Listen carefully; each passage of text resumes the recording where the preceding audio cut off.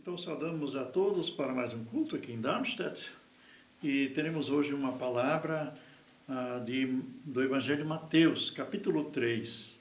Mateus, capítulo 3, vamos ler a partir do versículo 1. E naqueles dias apareceu João Batista pregando no deserto da Judéia e dizia: Arrependei-vos, porque está próximo o reino dos céus. Porque este é o referido por intermédio do profeta Isaías. Porque vós, do que clama no deserto, preparai o caminho do Senhor, endireitai as suas veredas.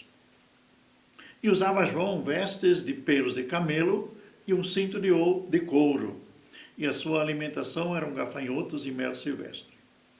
Então saíram a ter com ele Jerusalém, e toda a Judeia e toda a circunvizinhança do Jordão. Eram por ele batizados no Rio Jordão, confessando os seus pecados. Vendo ele, porém, que muitos fariseus e saduceus vinham ao batismo, disse-lhes: raça de víboras, quem vos induziu a fugir da ira vindoura? Produzi, pois, frutos dignos de arrependimento. E não comeceis a dizer entre vós mesmos: temos por pai Abraão, porque eu vos afirmo que dessas pedras Deus pode suscitar filhos a Abraão. E já está posto o machado à raiz das árvores. Toda árvore, pois que não produz bom fruto, é cortada e lançada ao fogo. Então está aqui o João Batista, precursor de Jesus Cristo, preparando o caminho para Jesus, preparando as pessoas para receberem o reino de Deus. E como é que a gente entra no reino de Deus? Como é que a gente se prepara? João Batista dizia assim: arrependei-vos, porque está próximo o reino dos céus. E depois ele diz, mais uma vez, produzir frutos de arrependimento. O que é arrependimento? Se nós olhamos para a nossa vida normal, por exemplo, eu tive um incidente ontem que eu me arrependi. Eu fui estacionar o carro e risquei um pouquinho o carro do vizinho, que era muito difícil para entrar. Eu deixei a porta aberta, a minha porta é basculante, e aí o carro fica mais largo. Mas foi um risquinho de nada. Aí eu não quis incomodar o vizinho. Daí, já de manhã, quando acordei, estava isso na minha cabeça: tem que confessar, tem que contar para o vizinho. Uma outra vez, eu me informei com a companhia de seguros quanto custa um arranhão desse para consertar. E a companhia de seguro disse: é 200 euros, dá quase R$1.000. Então, é dinheiro, né? Mas como já temos ouvido na semana passada com a pastora Teresa, que o arrependimento e a confissão é necessário para ter paz. Eu nem tinha dito para minha esposa, daí hoje de manhã eu contei para ela, e nós já aprendemos, tanto ela como eu, quando um faz uma coisa errada, o outro não fica acusando mais ainda. Porque já é difícil, você já está arrependido do que fez, você já está sofrendo, e se o outro agora ainda vem e diz: mas não te falei. Fica ainda acusando, né? Colocando mais peso em si. Graças a Deus, ela foi compassiva comigo também. E daí ela disse: vamos tomar um café, aí você visita lá o vizinho, né? Eu também não queria muito cedo, porque eu sei que ele dorme mais tempo. Aí eu peguei meu coração na mão e fui lá, né? Sabe como é, né? Quando é para confessar, eu já estava arrependido. Por que eu fiz isso? Não devia ter feito. Então, nessa situação, quando a gente se arrepende, a gente se acusa. Mas tem que tirar essa acusação da gente, pedindo perdão a Deus, mas também a gente tem que se perdoar. A gente também tem que se perdoar, porque a gente fica bravo consigo mesmo, né? Se a gente fez uma coisa dessas, né? E vai custar dinheiro. Aí eu bati a porta, o vizinho não veio, mas de repente ele veio todo assim, ainda sonâmbulo. Eu digo: o senhor estava dormindo ainda? Eu estava lendo, diz ele assim. Eu digo: olha, aconteceu isso, eu gostaria que o senhor descesse comigo, olhasse seu carro lá. Aí eu disse: foi ontem à noite já, mas eu não quis incomodar o senhor. E se fosse um estranho, não é daqui, eu teria que ter deixado meu endereço no carro, porque senão eu seria acusado de fuga, né? Diz ele, realmente as leis são assim, é fuga, né? Se a gente não faz na hora, diz ele assim, mas nós somos vizinhos, entre vizinhos a gente acerta as coisas. Aí descemos lá embaixo, aí primeiro nem achamos, porque o cara tinha mais riscos ainda, aí depois, não, mas foi aqui embaixo, foi aqui, que coisa, diz ele assim. Aí ele diz, ele não é crente, não é cristão.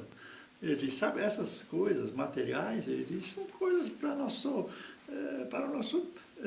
usarmos, diz ele. Esquece isso aí, diz ele assim. Aí eu dei a mão para ele e digo, mas muito obrigado pela sua compreensão, eu agradeço ao senhor, e que Deus abençoe o senhor. Então, de repente, isso ajuda para ele agora vir, daí ele disse, eu me alegro com o senhor, ele disse para mim, que o senhor foi tão sincero assim, veio me contar. Mas eu saí com o coração aliviado, gente. Aquilo deu uma profunda paz, eu estava tão incomodado antes. Eu estava arrependido já que eu fiz, eu mesmo me acusando, por que você não fechou a porta? Aí teria mais espaço para você estacionar. Eu tinha que entrar assim, no meio de 2 carros que estavam na frente da minha casa. E, pois é, daí eu tive que perdoar também, estou fazendo agora, ainda não me perdoei. Mas eu fiquei aliviado, porque a minha culpa estava removida. João Batista chamava as pessoas para o arrependimento.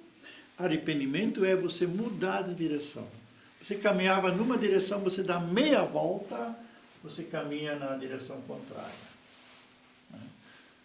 E lá em Provérbios diz, e também nos Salmos fala, quem confessa o seu pecado e os deixa. Então a gente deixa de caminhar aquele caminho trilhado já que a gente fazia antes, e a gente anda numa outra direção. Uma vez um homem que bebia muito, sabia, né, que bebida é vício, e o vício é um Deus na vida, Satanás domina pessoas através dos vícios, seja bebida, seja fumo, seja droga, e Jesus quer libertar as pessoas.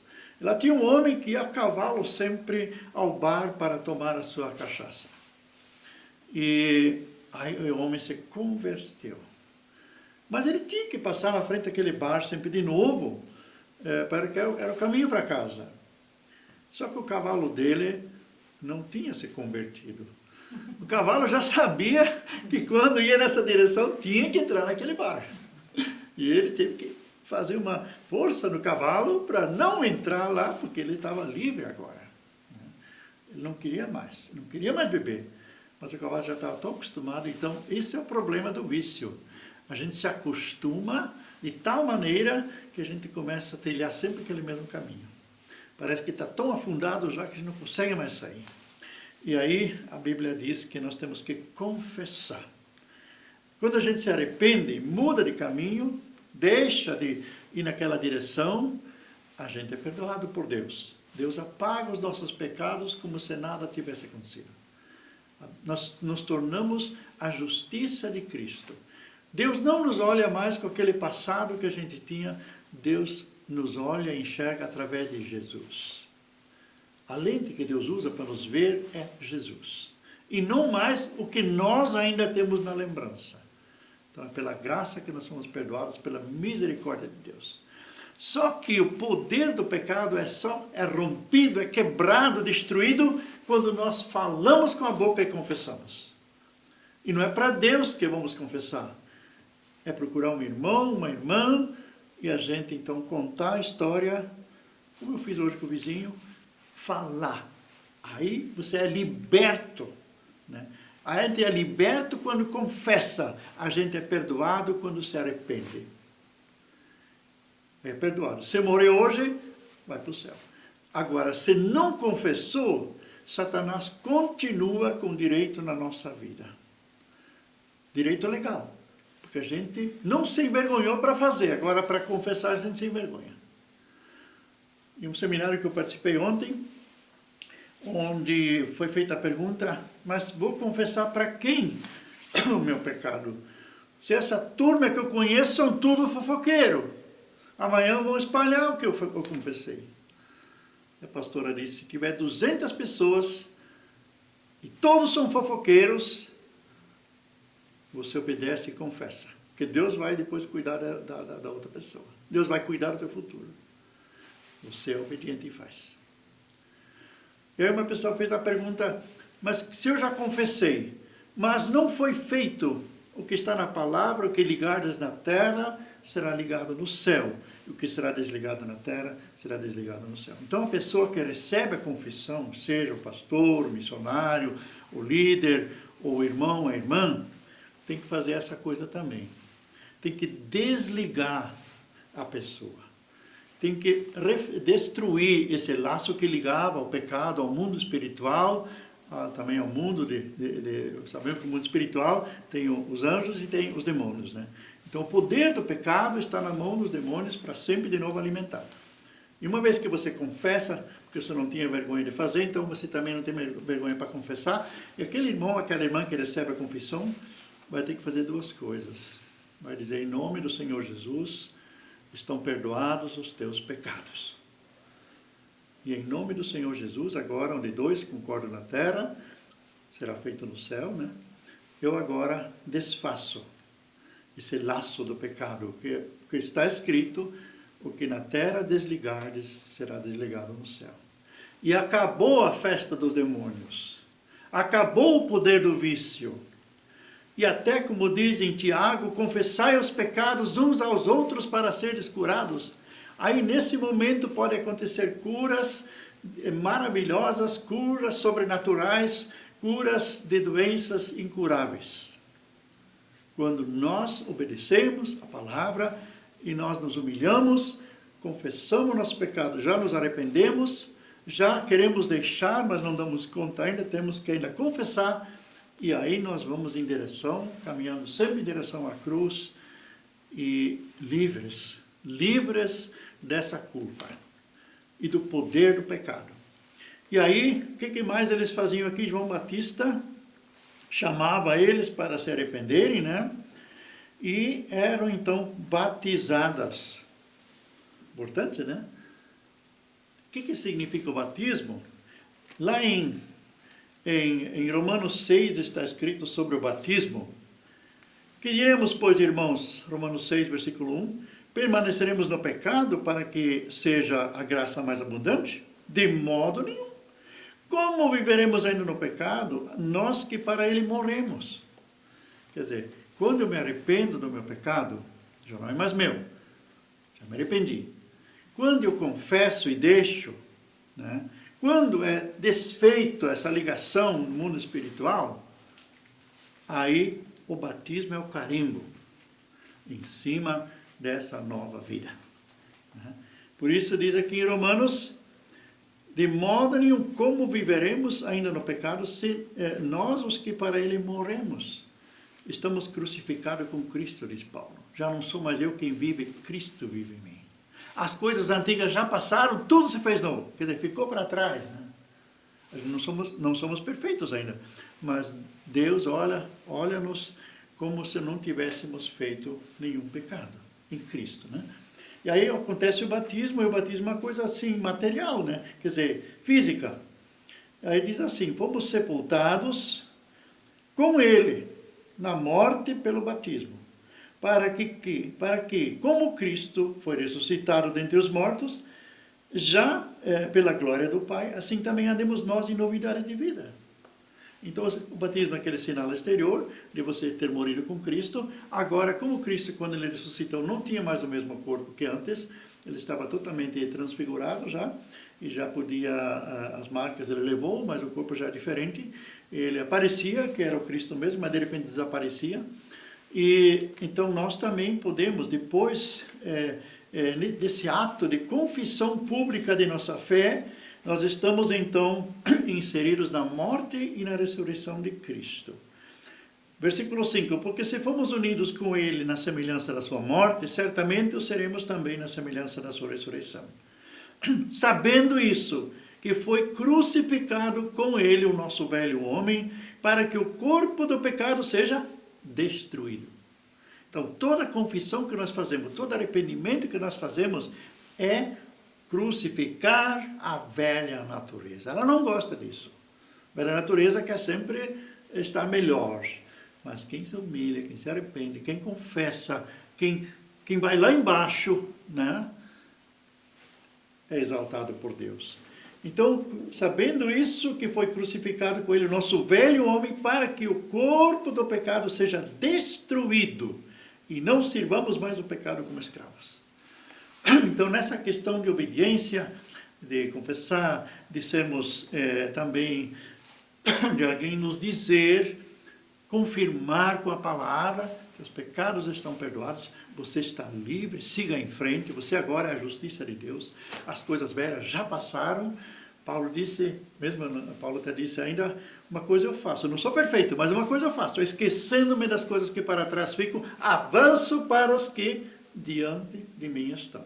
Então, não vou gastar mais tempo, ficar chorando o passado, chorando o prejuízo do passado, chorando o que os gafanhotos comeram, porque Deus vai me dar, vai restituir aquilo que os gafanhotos comeram. Mas tem que andar para frente, eu tenho que andar em direção da cruz e com Jesus, naturalmente, como os discípulos também andavam com Jesus. Mas aqui tem uma palavra muito importante ainda. Versículo 9, no Romanos 6, sabedores de que, havendo Cristo ressuscitado entre os mortos, já não morre, a morte já não tem domínio sobre ele. Pois quanto a ter morrido de uma só vez, para sempre morreu, para o pecado, mas está vivo, está a viver, vive para Deus.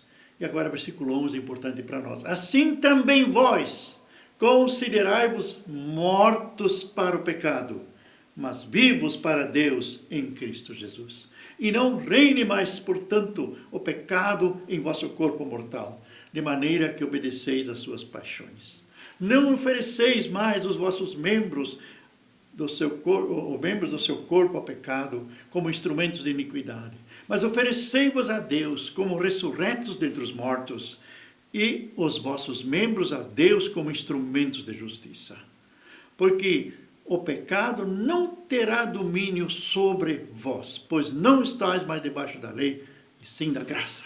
Amém? Que coisa importante isso aqui. Nós agora temos condições de sermos diferentes.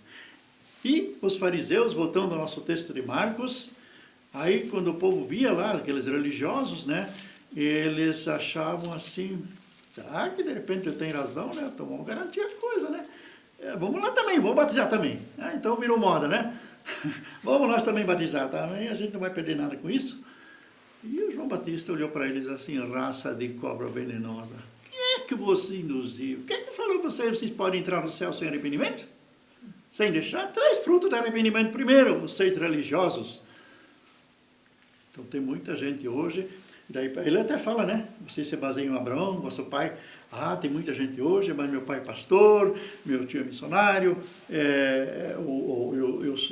eu sou da reforma de Lutero, eu sigo a doutrina de Lutero, eu sigo de Calvino, eu sigo a doutrina tal, né? Mas eu sou muçulmano, eu adoro Allah, né? Sigo os ensinamentos de Maomé, e assim poderíamos dizer, citar os líderes religiosos que as pessoas citam para desviar o arrependimento.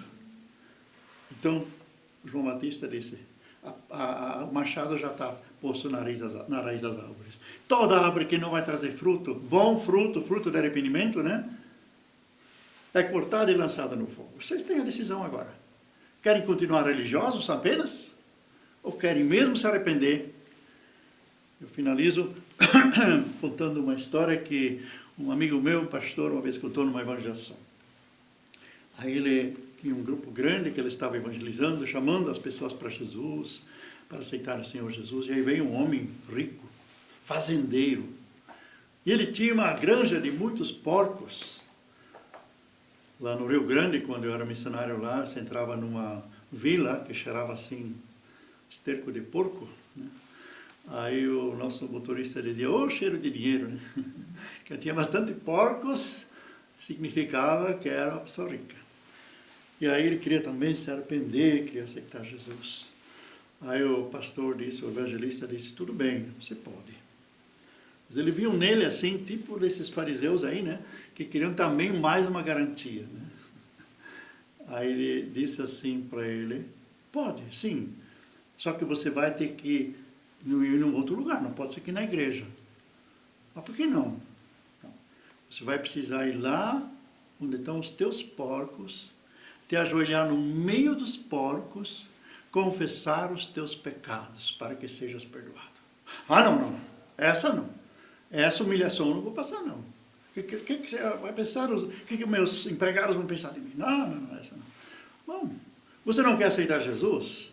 Você não quer se arrepender? Sim, eu quero ir para o céu. Então você tem que obedecer, tem que se humilhar. Ah, não, desse jeito eu não vou fazer, não. Não tem outro jeito, para ti não tem outro jeito, tem que ser assim. Você precisa ir lá, no meio dos porcos, ajoelha-te lá, confessa teus pecados, aí você é salvo. Aí ele ficou lutando consigo mesmo. E lutava. Vou ou não vou? Vou me expor aí para todos os meus empregados verem eu no meio dos porcos, sai com aquele cheiro depois. No fim disse, pastor, eu vou. Você vai mesmo? Eu vou. Aí o pastor disse, então pode ser aqui também. Você já se humilhou, agora não precisa ir mais. Aí foi lá mesmo que ele aceitou Jesus, porque ele já tinha se humilhado, né? Já tinha aceitado a humilhação. Então, você que é religioso ainda, você que está ainda citando nomes de alguma religião ou de algum líder religioso, humilha-se, reconhece os teus erros, não os erros dos outros, os teus. Arrepende-te, que chegou essa hora. E você sabia que tem horas que não voltam mais? Tem horas que não voltam mais. É sempre quando Deus fala, nós temos que obedecer. Porque essa oportunidade poderá não vir mais. Então é muito sério o que João Batista já pregava, Jesus pregava, arrependei-vos, porque está próximo o reino dos céus. E o reino dos céus é aquela mudança radical na vida, que todas as coisas vão ser colocadas em seu lugar, e você vai ver a diferença. Você é uma nova pessoa, você é uma pessoa totalmente mudada, aquele passado não te incomoda mais, você sai dessa depressão, você sai dessa escravidão, você não precisa mais gastar no dinheiro que não é pão, porque você foi salvo, você vai investir o teu dinheiro, a tua oferta na obra do Senhor, espalhar o reino de Deus. E ao invés de você estar incomodado na consciência, o Espírito Santo vai começar a te usar. Vai te começar a usar com seus dons. Você vai reconhecer coisas que você nunca viu. Você vai abrir a Bíblia, de repente não é mais um livro, é a boca de Deus falando. Você vai olhar para a natureza, aquilo é totalmente diferente, parece que tudo está cantando, está louvando. É uma vida totalmente nova. E ainda o batismo, que é a marca dessa nova vida. E aí Satanás, depois que você fez tudo isso em obediência a Deus, Satanás não tem como tocar. Ele pode tentar, mas não pode mais dominar. Se você der uma chance para ele, aí outra história. Aí ele vem. Caim foi avisado. Caim que não era, que já estava fora do paraíso. Deus disse para ele, olha, o pecado jaz à porta, mas cumpre a ti dominá-lo. Se Caim já tinha a possibilidade de dominar o pecado e tomar uma decisão diferente, quanto mais nós que temos Jesus. Quanto mais nós que aceitamos o Senhor Jesus, quanto mais nós que fizemos essa parte que João Batista falou, arrependei-vos, confessai os pecados, sejam batizados para que sejam lavados vossos pecados, o diabo não tem mais direito de nos tocar. Nós podemos dizer aqui, estacionamento proibido. Aqui essa casa tem outro dono. E nós não nos acertamos mais. A partir de hoje sou uma nova pessoa, como Santo Agostinho disse. O Agostinho que tu procura, ele falou para uma prostituta, morreu ontem à tarde às 5 horas. Aqui é um novo homem. Não quero mais nada contigo. Não quero mais nada com o pecado. Amém? Amém. Pai, tu sabes quem esteve conosco agora, ouvindo essa mensagem. E obrigado que tu amaste o mundo de tal maneira, que deste teu único filho para morrer em nosso lugar, levando sobre si toda a culpa, todo o pecado, destruindo todo o poder do diabo, destruindo o poder do pecado. Obrigado que tua obra foi feita também destruindo a força das enfermidades, levando nas tuas feridas as nossas enfermidades. Obrigado, Senhor, que nos convidas a vir a ti. Vinde a mim, todos que estáis cansados e sobrecarregados, eu os aliviarei. Então, Senhor, estamos vindo a ti agora. Estou levando na minha mão agora, abraçando a pessoa que agora, nesse momento, quer mudar de vida. A pessoa que, nesse momento, quer entregar a vida a Jesus. A pessoa que quer confessar o seu pecado. Então, Senhor, estamos espiritualmente agora unidos, levando uns aos outros na tua presença. E podendo, então, em teu nome dizer, Senhor Jesus, teus pecados estão perdoados. Está desligado agora na terra o que já foi desligado no céu. E nós ligamos as bênçãos aqui na terra, o que já foi ligado no céu. Em nome de Jesus. Amém.